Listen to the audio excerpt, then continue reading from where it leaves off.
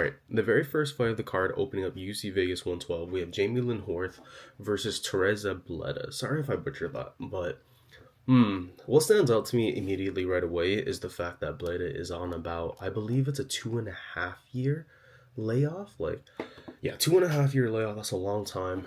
But if I were to take the Bleda before, she took this 2.5 year gap, I think that Bleda is still enough to beat Jamey-Lyn Horth.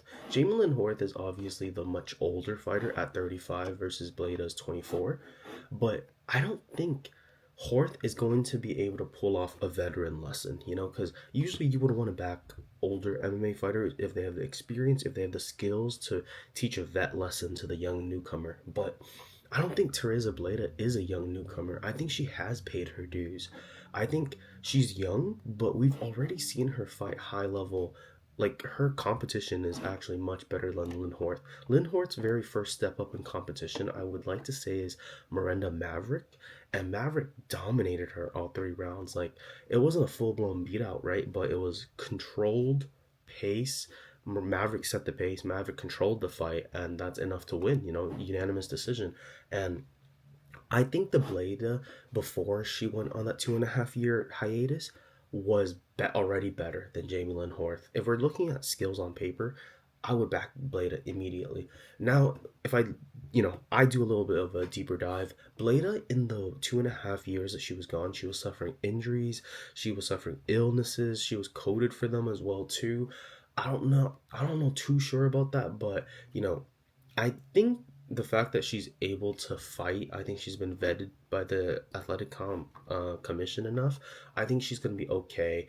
And in those 2.5 years, I know she wasn't like fully training hard, but the last 6 months, I could tell from her Instagram, I could tell from her social media that she's been putting in the work.